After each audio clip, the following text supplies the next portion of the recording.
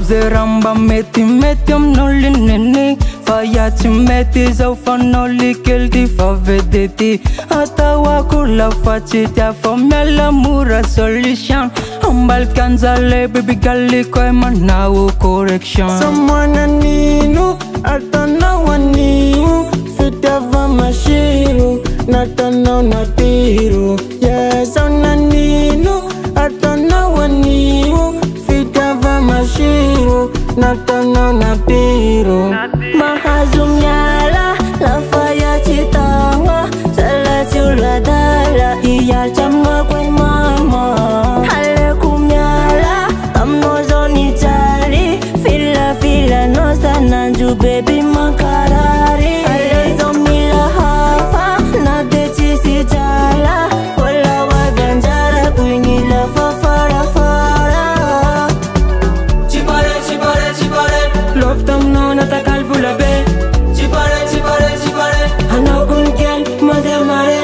Baby girl ya to gang gang Ne fazale chi geg geg Pafida batam no nakarari Alekum yala mura vale Batman Oh zawingi Na pijaliani Kane pafitia vaking Lasam Someone aninu atana waniu Fitava mashiru natana natiru Yes onaninu atana waniu Fitava mashiru natana natiru Mahazum yala lafaya citawa Salatula dala iya chama kwen mama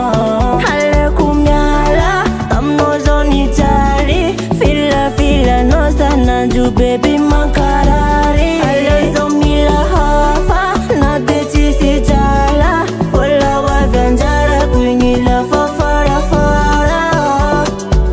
Chipare chipare chipare Love tam no natakal bula be Chipare chipare chipare Hano kun ken mother mare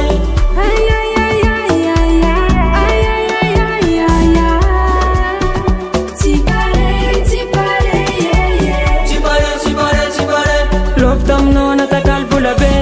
Chipare chipare chipare Hano kun ken mother mare